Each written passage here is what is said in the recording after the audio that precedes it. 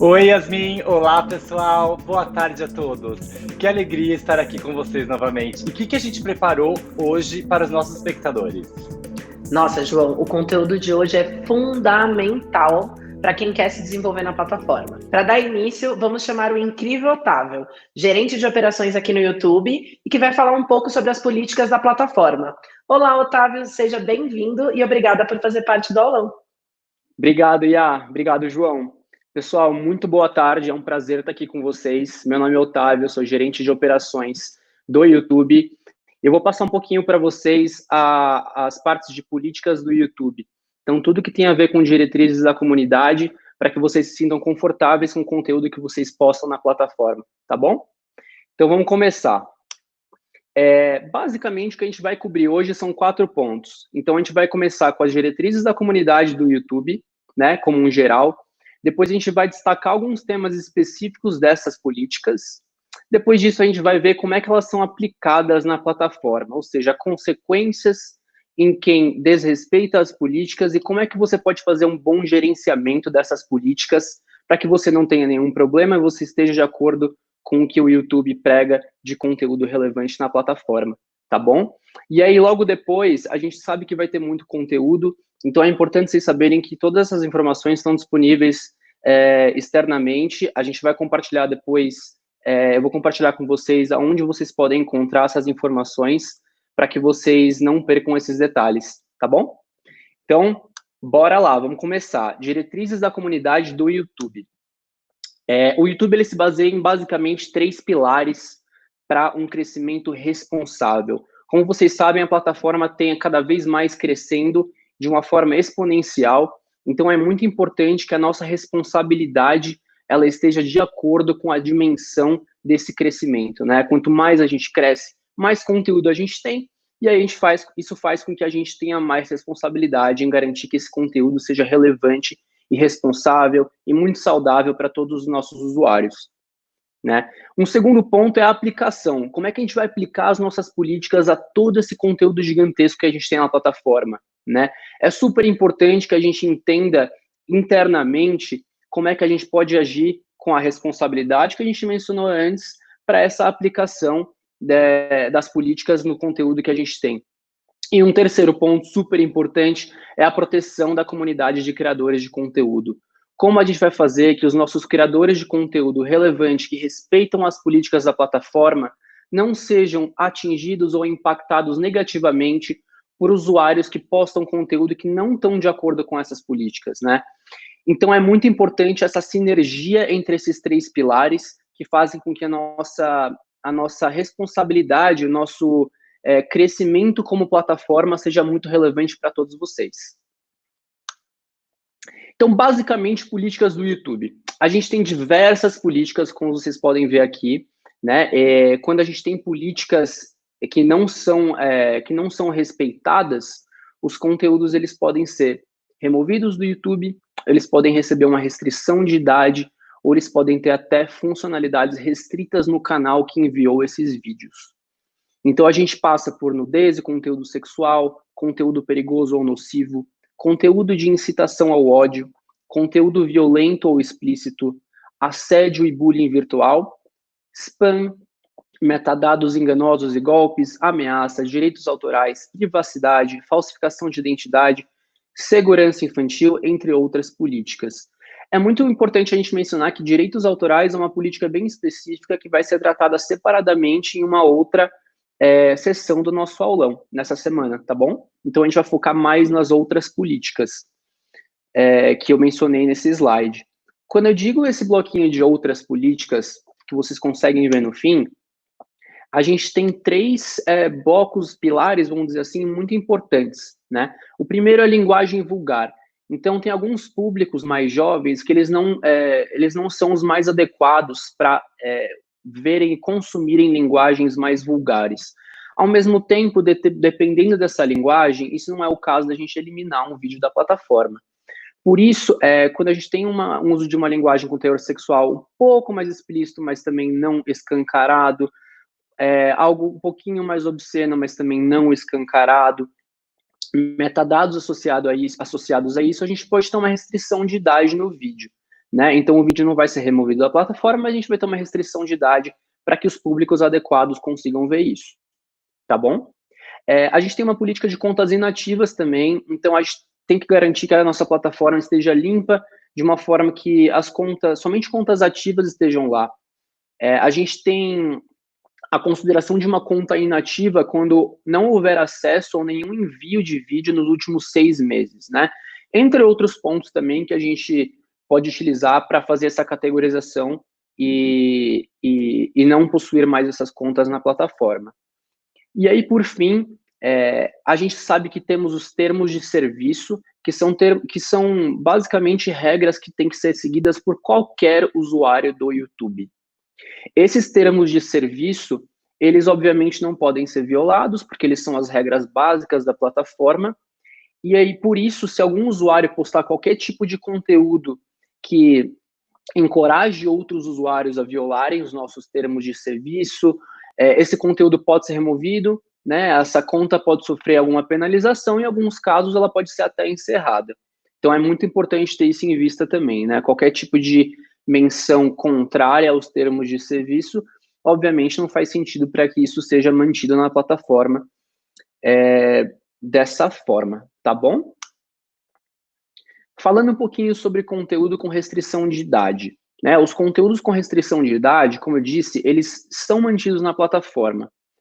Porém, eles têm essas restrições que não, ou seja, o conteúdo não fica visível para usuários que não fizeram login, que tenham menos de 18 anos, assim que façam o login, ou que tenham ativado o modo restrito na plataforma, né? A gente consegue perceber que tem alguns conteúdos que são realmente conteúdos que têm mais probabilidade de cair dentro dessa categoria de restrição de idade.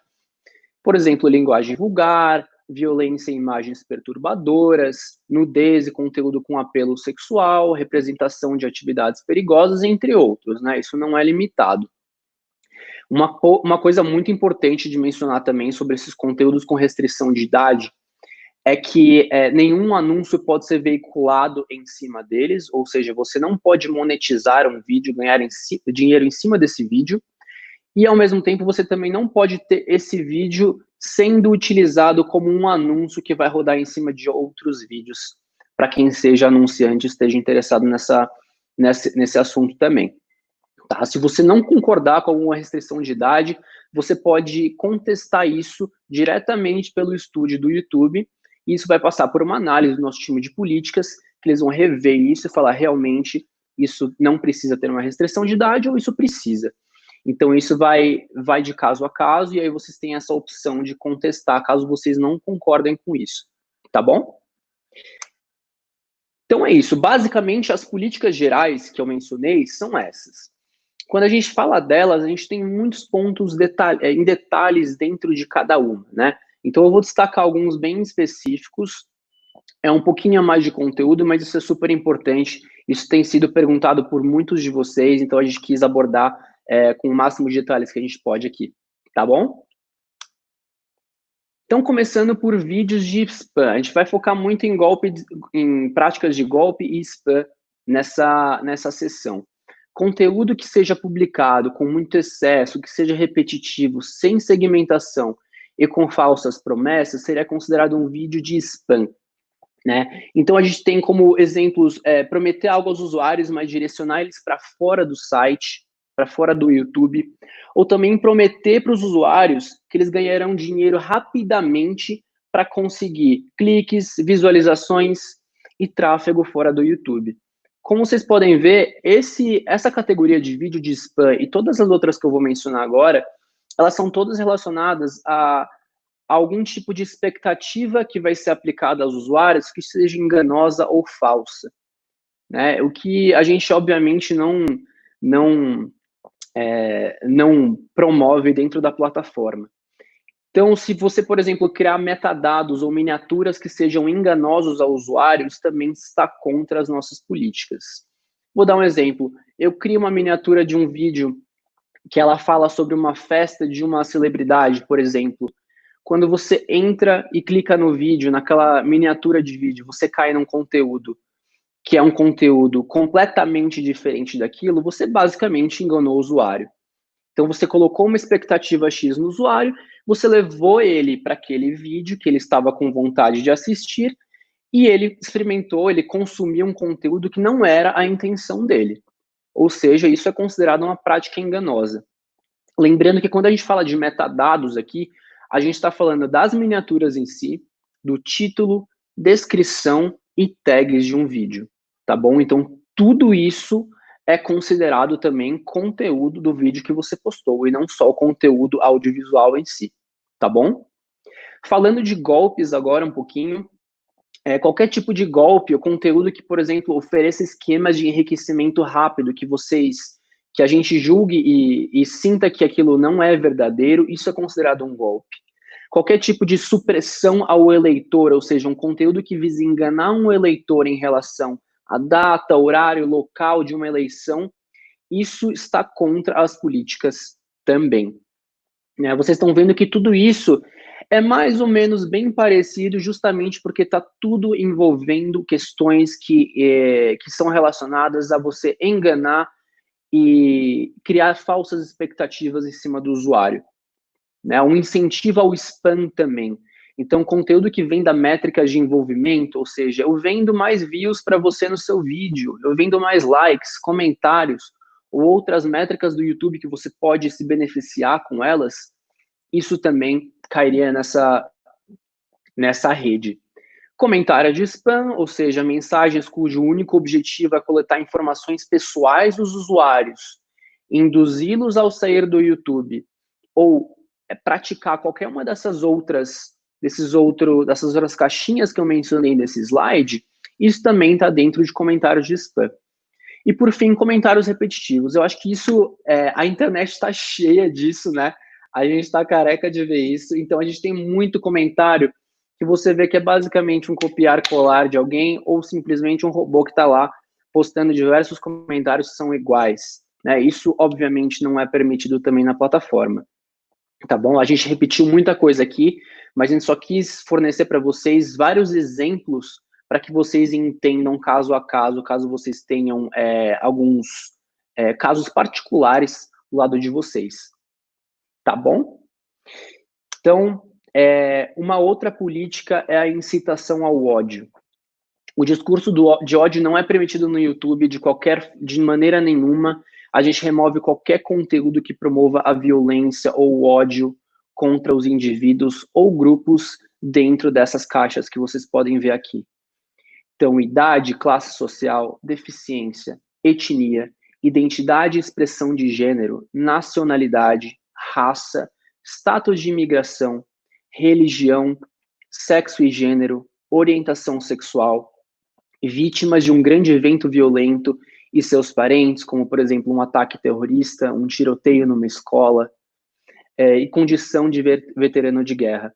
Então, esses são caixinhas que a gente tentou englobar o máximo de grupos possível de indivíduos que a gente não permite que haja discurso de ódio. A gente está falando também de conteúdo perigoso ou nocivo. Então, vamos falar alguns exemplos aqui. Como eu falei, essa sessão ela é muito cheia de conteúdo, mas a intenção é que vocês realmente identifiquem alguns casos específicos que vocês já sejam familiarizados, para vocês saberem, beleza, isso aqui pode, isso aqui não pode, tá bom? Então, espero que seja muito útil para vocês. Desafios extremamente perigosos. Então, conteúdos que mostrem desafios com risco iminente de lesão física. Pegadinhas perigosas, ou que forneçam ameaças. Então, conteúdo que mostra essas pegadinhas e que as vítimas acreditam estar sujeitas a danos físicos graves ou iminentes, e que possa gerar um estresse emocional grave em menores ou mesmo em maiores, dependendo da ocasião.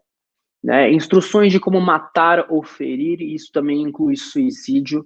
Então, conteúdo que mostra aos espectadores como fazer isso não é algo que está de acordo com as nossas políticas. Matanças, mutilações, instruções de como criar uma bomba, isso também não, tá bom? Fabricação ou uso de drogas pesadas, tem conteúdo que mostra muita gente usando substâncias que são controladas, como a cocaína, opioides, que nem está falando aqui no slide, ou fornece instruções de como produzir essas drogas Então, drogas pesadas em geral, isso não está de acordo com as nossas políticas também, tá? Eventos violentos, como por exemplo o caso de terrorismo que eu mencionei anteriormente, e instruções sobre como realizar hacking ou phishing. Então, como você vai burlar o sistema de segurança, ou roubar credenciais, dados pessoais de pessoas, que são coisas, são atividades ilegais, isso também não é promovido na plataforma. Aí em cinzinha vocês conseguem ver as políticas mais recentes que foram criadas pelo YouTube, tá bom? Agora, falando de falsificação de identidade, é legal a gente entender que falsificação de identidade ela pode ocorrer no nível de um canal ou no nível de uma pessoa física, né? Então, a gente pode ter a cópia do perfil de um canal, que não necessariamente é uma pessoa, mas pode ser também, né? Copiando o plano de fundo, né? O banner, a imagem da pessoa, aquilo já pode potencialmente ser considerado uma falsificação de identidade de um canal, né? Da pessoa, ou da marca, ou da empresa, etc. A gente tem a parte de falsificação de identidade pessoal também, que é basicamente um usuário fingindo ser um outro, ser um terceiro postando o conteúdo dele, né? Então, como aqui está falando na própria apresentação, o conteúdo ele se faz aparentar ter sido postado por uma outra pessoa, né? Essa política ela pode ser aplicada a vídeos, inscrições, comentários, lives e qualquer outro produto ou recurso do YouTube. Né? A gente tem alguns exemplos do lado direito, eu não vou passar por todos eles, mas eu acho que um bem interessante é esse primeiro, que fala de canais com o mesmo nome e imagem de outro canal, em que a única diferença é um espaço ou um zero substituindo a letra O. Então são coisas muito sutis que fazem com que o canal seja percebido como diferente, mas muita gente vai acreditar que aquele é o canal original. Isso, obviamente, é proibido. Então a gente não tolera isso está contra as nossas políticas de comunidade. Falamos, políticas, entramos em detalhes sobre as políticas, né, esses detalhes bem pequenininhos e muitos exemplos que a gente abordou. Agora eu vou falar como é que isso é aplicado na vida real, né? Vamos dizer assim, como é que isso é aplicado no seu canal? Como é que você consegue ver se você está seguindo as políticas direito, se você não está? Como é que você gerencia isso? Então, vamos entrar com isso agora. Essa é uma parte um pouco mais leve, então agora a gente vai passar com um pouco mais de facilidade, um pouco menos de detalhe, tá bom? Então, primeiro falando do sistema de alertas e avisos das diretrizes da comunidade. Basicamente, a gente tem um sistema de avisos que também são chamados de strikes, né? A gente vai usar nomenclaturas em português e em inglês aqui. A gente sabe que muita gente usa a plataforma com a língua inglesa, então a gente também vai usar esses dois termos para que todo mundo se sinta confortável, tá bom? Então, a gente trabalha com muitos criadores de conteúdo que querem receber feedback claro sobre o conteúdo que eles estão utilizando.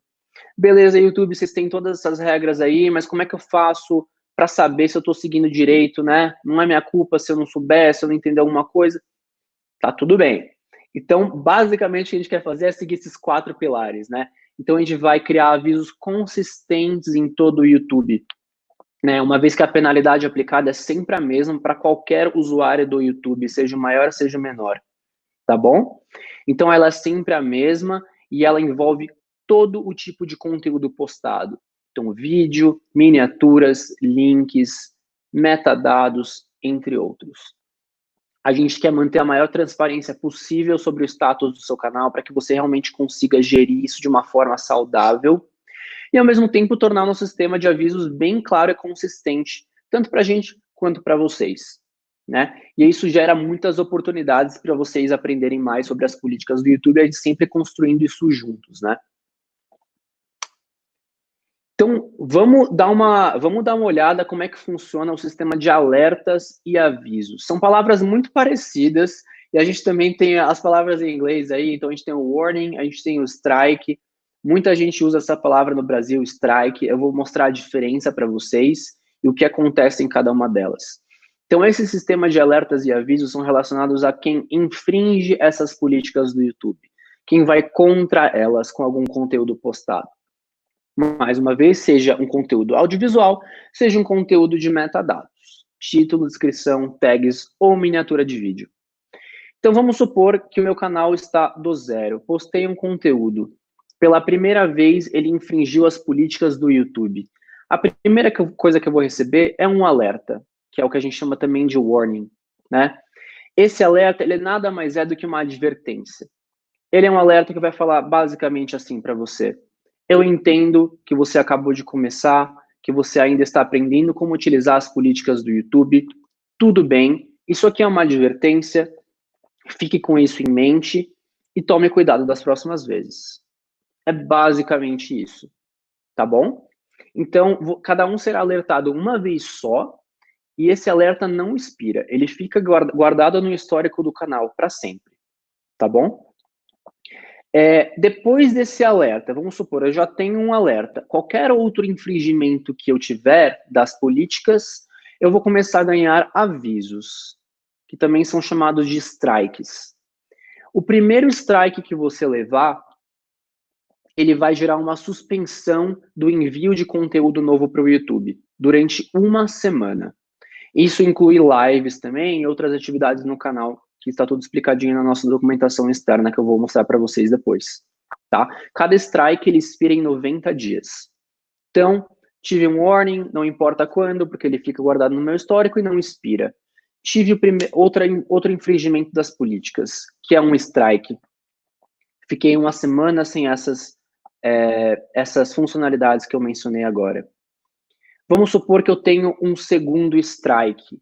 E esse segundo strike está dentro de uma janela de 90 dias a partir do primeiro strike. Tive um strike hoje, vamos supor que daqui 30 dias eu tenho um outro strike. Ele está dentro dessa janela de 90 dias, a partir do primeiro, então ele é considerado oficialmente o seu segundo strike. Ou seja, ele vai te dar uma outra suspensão dessas funcionalidades que eu mencionei antes. Só que ela vai ser agora por 2 semanas.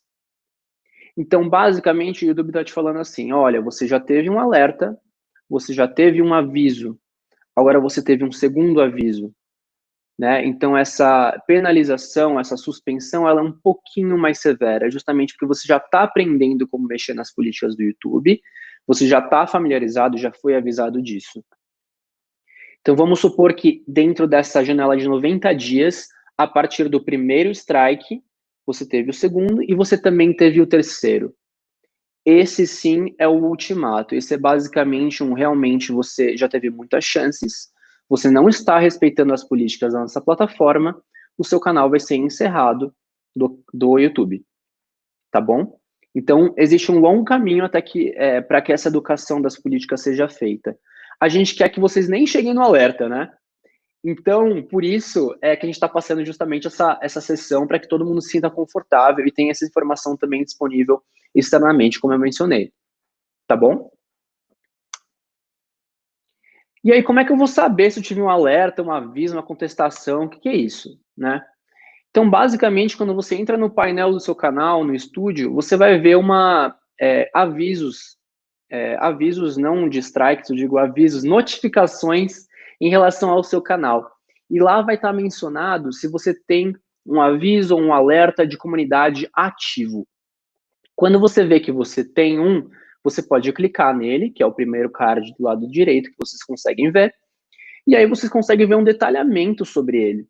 Então, vocês conseguem identificar qual é o vídeo que sofreu aquele alerta ou aviso, qual é a política que foi infringida. Eu não sei se vocês conseguem ler aqui, mas nesse está dizendo que é nudez e conteúdo sexual, nesse exemplo. Ah, mas Otávio, eu não concordo com isso. Eu acho que foi um erro do YouTube. Tudo bem?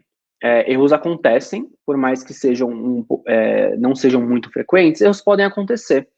E aí vocês têm a habilidade de contestar isso pela plataforma. Vocês podem ver que tem um botãozinho lá embaixo azul escrito contestar, que vocês podem contestar e basicamente dizer para o YouTube, eu não concordo com isso, eu acho que foi um erro, por favor, revisem.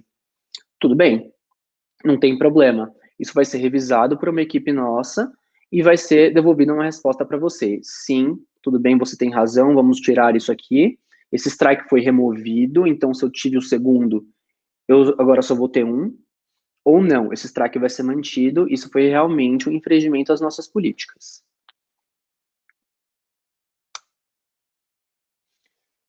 Muita coisa, né?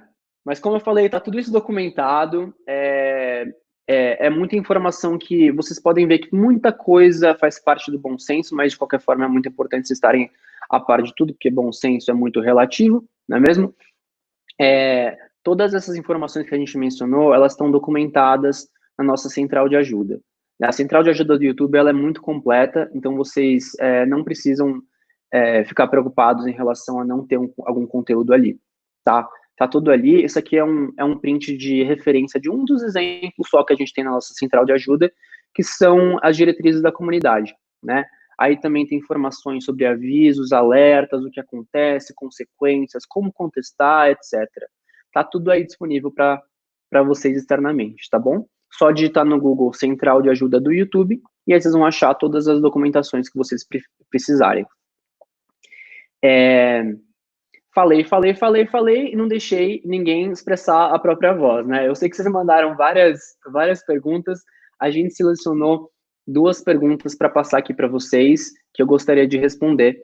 Então, vamos começar. Então, a primeira pergunta é do Chadson.